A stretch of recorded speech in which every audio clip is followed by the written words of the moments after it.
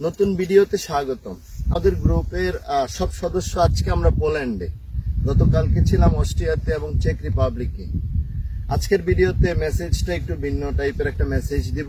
যদি মনে করেন এই কথার মধ্যে কোনো ইনফরমেশন আছে যা অন্যের জীবনে কাজে লাগতে পারে, তবে লাইক কমেন্ট শেয়ার করে দেবেন। আমরা এখানে আমাদের প্রতিষ্ঠিত ফ্রেন্ড রায়হানের কাছে ঘুরতে আসছি।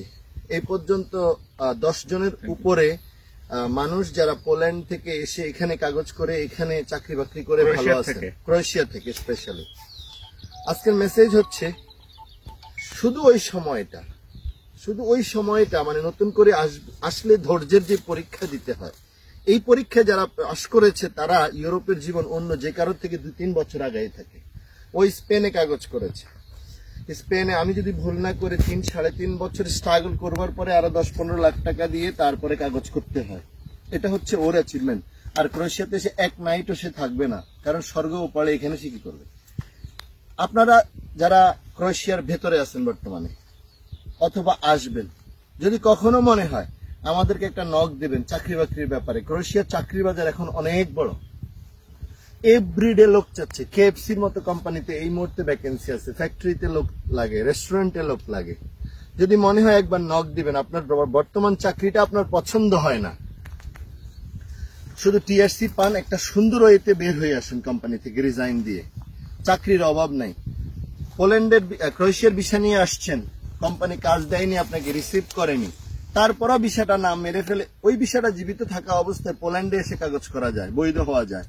যেদিন আসবেন তার পরের দিন থেকে চাকরি পাবেন, বেতন পাবেন, সবকিছু স্মুথ থাকবে। 6 মাসের মধ্যে 3 বছরের টিআরসি পকেটে আসবে।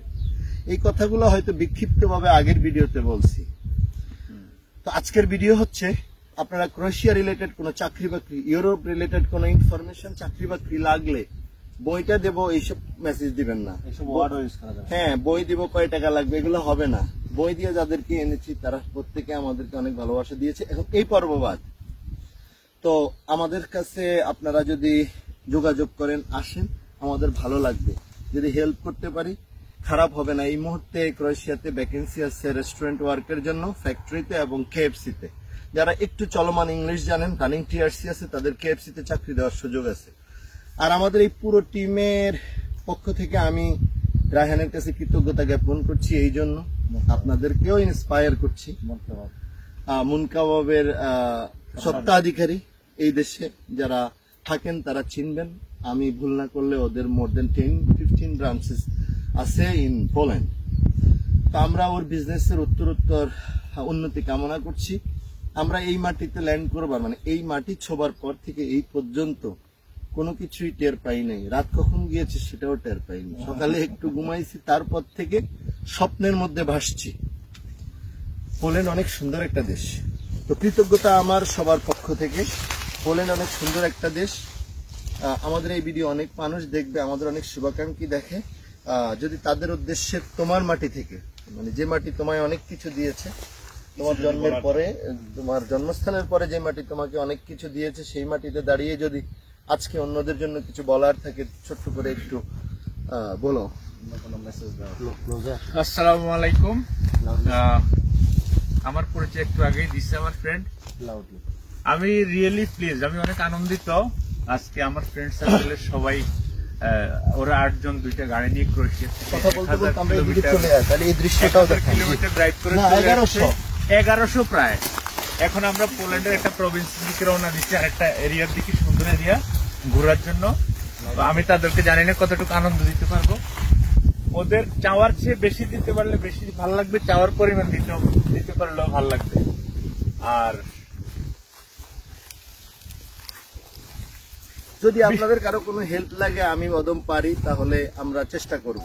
ঠিক আছে। যারা প্রমাণ দিবেন যে আমাদের সত্যি আমাদের সাথে অনেকদিন লেগেছিলেন, আমাদের ভিডিও আপনাদের ভালো লাগে। আর বিষয় বলতে কি, আমরা এখানে 8 জন মানুষ আসছি। তো 8 জনের হৃদয়ে 8 টুকরো জমি হয়তো এই মুহূর্তে সে তার কর্ম দিয়ে কিনে নিছে। তা এখানে আপনার কি মেসেজ? বিদেশে কমিউনিটি গ্রো করবেন, যেখানেই থাকবেন কমিউনিটি গ্রো করবেন। কমিউনিটির অনেক মজা। গাড়ি এটা যদি একজনে চলে তো 100 টাকার তেল লাগে, যদি 5 জনে চলে তাও 100 টাকারই তেল লাগে, 20 টাকা করে ভাগে পড়ে। কিন্তু ভালো লাগা শেয়ার করা যায়। পেছনের দল ক্ষেতটা দেখেন, দিগন্ত জোড়া পোল্যান্ড বর্ডার থেকে এই পর্যন্ত এই জায়গায় আমাদের প্রায় 300 কিলোমিটার। এই 300 কিলোমিটার জায়গায় 10,000 টাকা দেখি হ্যাঁ, শুধু মাঠ আর মাঠ। তো বিদেশে এসে ধৈর্যের পরীক্ষা যারা উত্তীর্ণ হয়েছেন তারা নিশ্চয়ই সফলকামী। যদি ফ্রান্স, জার্মান, ইতালিতে স্বর্গ থাকতো তাহলে আমার এই আপন বাগিনাটা চলে যেত। অলথ্রো ফার্স্ট ক্লাস পেয়ে মাস্টার ডিগ্রি পাশ করে এসে ফুড ডেলিভারিতে যুদ্ধ করছে জীবনের সাথে। মানে আমি ওর কর্মকে সম্মান করলাম। ওর কর্ম এখন KFC-তে জব হচ্ছে ওর। তার মানে নিশ্চয়ই বিধাতা ধৈর্যশীলদের সাথে থাকে, নিশ্চয়ই দুনিয়া এবং আখেরাত দুই জায়গায় থাকে। জনের কিছু বলার আছে? না, আমি আজকে বেশি কিছু কথা বলবো না, কারণ অনেক লম্বা সময় হয়ে গেছে। তো আবার সবার প্রতি আবার একটাই কথা, দেখেন লিগ্যাল ওয়েতে থাকলে কি হয় আর কি পাওয়া যায়। যারা চলে গেছেন তারাও ইউরোপে আসছেন, যারা এই মুহূর্তে ইউরোপে ক্রোশিয়াতে আছেন তারাও আছেন। বাট আপনি যদি লিগ্যালে থাকেন, লিগ্যাল ওয়েতে থাকেন, আপনার ডকুমেন্টস থাকে, দেখেন আমরা 5টা বর্ডার ক্রস করে আসছি বুকে সাহস নিয়ে, কোনো একটা ইমিগ্রেশন আমাদেরকে সমস্যা ফেস করতে হয় না। তো এটার একটাই কারণ আমাদের কাছে ডকুমেন্টস আছে। তো যেখানে থাকবেন ক্রোশিয়াতে আসলে চেষ্টা করবেন, কারণ ক্রোশের বিষয়তে আসছেন আপনি লিগ্যাল ওয়েতে থাকার চেষ্টা করবেন। এতে করে আপনার ইন ফিউচার আপনি মজা নিতে পারবেন, এনজয় করতে পারেন। আপনার লাইফটা একটাই, ওই লাইফটা যদি আপনি মানে লাইফের আপনার সিকিউরিটি আছে যে আপনার লিগ্যাল ওয়েতে থাকলে, আপনি যদি লাইফটা একটা, আপনি যদি ইলিগালে 10 বছর 20 বছর অন্য দেশে কাটাই দেন, এতে করে আপনার লাইফ থেকে 20 বছর চলেই গেল।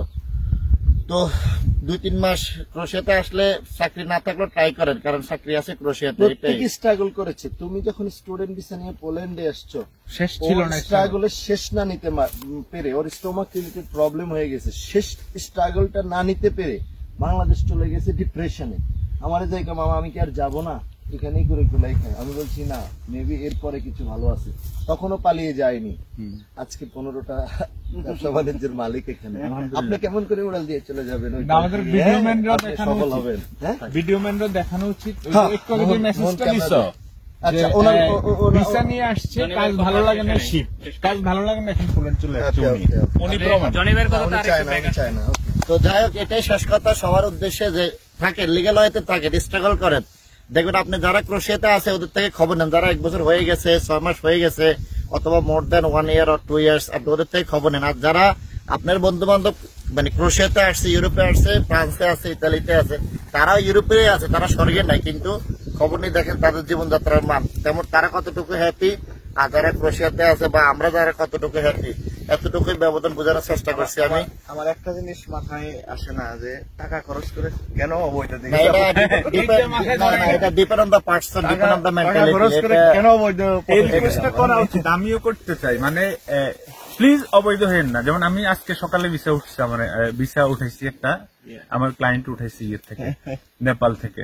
তোরে বলে দিছি আসবা, আসি কাজ করবা, যেখানে যে কোম্পানিতে আসছো ওই কোম্পানিতে কাজ করবা, টিআরসি নেবে, দেন তোমার যদি ভালো না লাগে তারপরে আমরা অন্য চিন্তাধারা করবো। প্লাস মানে প্লিজ পালাইও না। তো বললো যে আপনি যখন যা বলেন তা, মসজিদের ইমাম যেরকম যা বলে পিছে মুসলিমদের একটু দায়িত্ব বিহার ইমাম বলে, শেষ ঠিক সেটা করছি। ভিডিও বড় হয়ে গেছে, আর যারা এই ভিডিও দেখছেন তাদেরকে একগুচ্ছ গোলাপ।